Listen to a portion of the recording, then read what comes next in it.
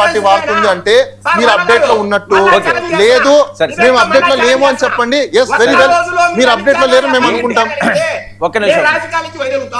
Okay Suresh మాట్లాడండి.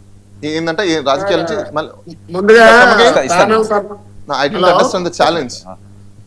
Sir వినిపిస్తున్నా sir? మాట్లాడండి సార్. ముందుగా శేఖర్ రెడ్డి అన్నకి క్షమాపణ చెప్తున్నాను నేను కూడా, ఎందుకంటే ప్యానల్ లో కలిసి ఉండేటప్పుడు ఇలాంటి మాట్లాడేది చాలా ఆయన ఎగ్జిట్ అయిపోయాడు, ఇప్పుడు అదే పిలుస్తా. ఓకే, ఏదే బాగా అనిపిస్తుంది సార్, ఎవరు అలా తిట్ట పదం అనేది రావడం తప్పే విజయాన్ని కూడా. బట్ ఏంటంటే సార్, ఒక మనిషి ఇప్పుడు శేఖర్ రెడ్డి అన్న కానీ లేదంటే ఎవరైనా ఇద్దరు వ్యక్తులు ఒక మనిషితో మాట్లాడేటప్పుడు ముందు మీరు మాట్లాడండి. నీకు అఫీషియల్ గా నువ్వు 10th పాస్ అయ్యావా, నీకు డిగ్రీ ఉందా, నీకు మీ పార్టీ లెటర్ మీద రాసి ఇచ్చిందా? నేను ఒక ఇన్ఛార్జ్ అండి. ఓకే లేదండి, నేను ఒక పౌరుడిని అండి, ఈ ఆంధ్రప్రదేశ్ తెలుగు పౌరుడిని అండి. ఏం మీలాంటి వాళ్ళు పిలిస్తే వచ్చి మాట్లాడకూడదా?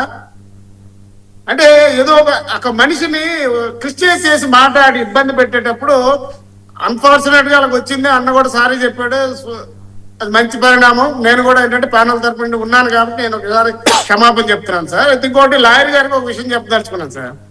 ఇప్పుడు ఎవరు హక్కులు ఎవరు కాదనటం లేదు. ఒక రోజులో అపాయింట్మెంట్ దొరకదు, ఆయనకైతే అరగంటలో దొరకవచ్చు, ఏదంటే ఆయన ఇష్టం అది. కాకపోతే ఎంపీ పార్లమెంట్ సెషన్స్ జరుగుతున్నాయి కాబట్టి ఆయన అడిగుంటే అఫీషియల్ గా కాదు అది. ఎందుకంటే ఒక హోమ్ మినిస్టర్ కలవాలంటే మినిట్స్ లో రాస్తారు ఆయన అపాయింట్మెంట్, ఎందుకు వచ్చాడు, ఏం అడిగాడు అనేది ప్రతిదీ రికార్డ్ ఉంటుంది అక్కడ. అలా వెళ్ళలేదు అంటారు విజయన్న. ఏమో కలిసి ఉంటారు, నాకు ఎదురుపడినప్పుడు అడగొచ్చు కదా, పక్కన ఉన్నప్పుడు అడగొచ్చు కదా, ఆయన పెద్ద దేవుడా పైన ఇంటర్నేషనల్ నుంచి దిగి వచ్చాడంటే ప్రతి ఒక్క దానికి ఒక ప్రొసీజర్ ఉంటుంది. ఒక మనిషిని వెళ్ళి ఒక హోమ్ మినిస్టర్ వెళ్ళి మనం వెళ్ళి కలవాలి అంటే అపాయింట్మెంట్స్ ఉంటాయి, కారణాలు ప్రతి ఒక్కటి రికార్డ్ అయ్యి ఉంటాయి. ముందు లాయర్ గారు అది గుర్తు పెట్టుకోవాలి. బాగా నేను ఆన్సర్ ఇస్తాను మీకు సార్. ఇప్పుడు ఇంకోటి ఏంటంటే మేము జగన్మోహన్ రెడ్డి గారికి సెక్యూరిటీ ఇవ్వటంలో అడ్డంకి కూటమి ప్రభుత్వం లేదనే చెప్తున్నాం. ఎందుకంటే ఆయనకి ఏం కావాలో అది అడగాల్సిన హక్కు ఉంది. ఒక మాజీ చీఫ్ మినిస్టర్ ఆయన ఈ రాష్ట్ర ముఖ్యమంత్రిగా చేసినటువంటి వ్యక్తికి భద్రత కల్పించడం చాలా ముఖ్యమే. కానీ నువ్వు నీకు హక్కులతో పాటు బాధ్యతలు కూడా ఉన్నాయి కదా. నువ్వు పరామర్శ అని చెప్పేసి ఒక 10 కార్లు 5 కార్లు 20 కార్లు అని చెప్పేసి 100,000 కార్లు వేసుకొని వచ్చేస్తే నీ బాధ్యత ఏమైంది అక్కడ? ఈయనకు ఒక క్వశ్చన్ పోలీసులకి నువ్వు ఏం చేస్తున్నావు అది పూర్తి స్థాయిలో పోలీసు వారికి పెట్టాల్సిన అవసరం ఉంది. సురేష్ గారు నాది చిన్న ప్రశ్న. మీరు అడిగిన దాంట్లో మంచిగా బాగుంది, ఎందుకంటే రెస్పాన్సిబిలిటీ గురించి మాట్లాడారు కాబట్టి మంచిగా ఉంది. నాకు చిన్న ప్రశ్న అండి మీకే. సార్ ఇప్పుడు పవన్ కళ్యాణ్ గారు విశాఖపట్నం ఒక టూర్ వేశారు అనుకోండి, సపోజ్ మీకు తెలిసిన వాళ్ళు లేకపోతే మీరు ఆయన వెళ్తున్నారని మీ దృష్టికి వచ్చింది, మీరు ఇమీడియట్లీ ఏం చేస్తారండి? వెళ్ళిపోరా? ఎగ్జాక్ట్లీ అదే జరుగుతుంది సార్ కామన్ గా ప్రతి చోట కూడా. జరుగుతుంది సార్. ఒకటి సురేష్ గారు, ప్రాక్టికల్ గా మీకు తెలుసు, ప్రాక్టికల్ గా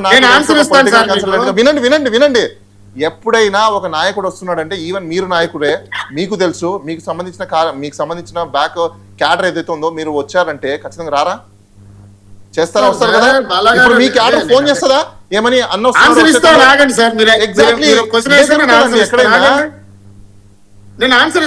సార్. నేను ఏమంటానంటే పవన్ కళ్యాణ్ గారు వచ్చేటప్పుడు చిన్న గాలి కబురు తెలిసినా ఎక్కడెక్కడ నుండి పరిగెట్టి వస్తారు, అది వేరేది.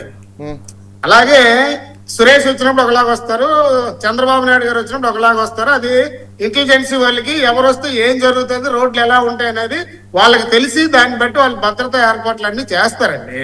అలాగే మనం వచ్చేటప్పుడు మనం ఎక్కడి నుండి ఎక్కడ దిగుతామో, ఎక్కడికి వెళ్తాం, ఒక సెలబ్రిటీ వచ్చినా, ఒక మాజీ ముఖ్యమంత్రి వచ్చినా, ఎవరైనా వచ్చేటప్పుడు పోలీసు వారికి ఒక రూట్ మ్యాప్ ఇవ్వాలి. ఆ రూట్ మ్యాప్ లోనే ఏమి చెప్పామో అది చేయడానికి ప్రయత్నం చేయాలి. ఇక్కడ ఏంటి పవన్ కళ్యాణ్ గారు లాంటి వాళ్ళ పరిస్థితి ఏంటంటే ఆయన రైతులు కలవాలనుకుంటారు, లేదంటే ఎవరినైతే పరామర్శించాలో వాళ్ళు చూడాలి, వాళ్ళతో మాట్లాడాలనుకుంటారు. కాకపోతే ఆయన దౌర్భాగ్యం ఏంటంటే ఆయన ఎక్కడికి వచ్చినా జనాలు వేల సంఖ్యలో లక్షల సంఖ్యలో వచ్చి ఆయన్ని వచ్చిన పని చేయనేమో మేమే, అందులో నేను కూడా ఒకడిని. కానీ ఇక్కడ అది కాదు జరిగింది, ఉల్టా జరిగింది. అక్కడ ఏంటంటే జన సమీకరణ చేస్తున్నారు. మళ్ళీ మీకు చెప్తున్నా, మళ్ళీ మీకు అక్కడ చెప్తున్నా, నేను అదే అంటున్నా. ఏ పొలిటికల్ పార్టీలో అయినా మనం ప్రాక్టికాలిటీస్ మాట్లాడదాం. ఇప్పుడు మీ పొలిటికల్ పార్టీ వచ్చినా, టీడీపీ పొలిటికల్ పార్టీ వచ్చినా, ఎవరికైనా కూడా జనాలు అనేది మీరు 10 మందిని సమీకరిస్తే 100 మంది ఆటోమేటిక్ గా వస్తారు. కాదు, ప్రతి మాట 1-to-1 కాదు. 1-to-1 అని కాదు. ఇప్పుడు ఆయన అసలు చెప్పేది అర్థం కావట్లేదు, మీకు అర్థమవుతుంది ఆయన మాట్లాడేది.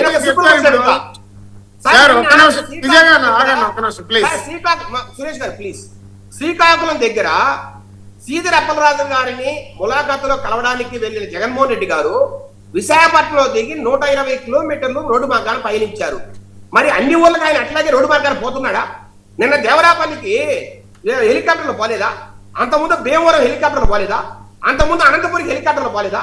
అంతెందుకు సార్ పులివెందులకు హెలికాప్టర్లు పోతున్నారు? మరి మీరు షో చేయడం కాకపోతే, బల ప్రదర్శన కాకపోతే, దౌర్జన్యం చేయడానికి కాకపోతే, అరాచకం చేయడానికి కాకపోతే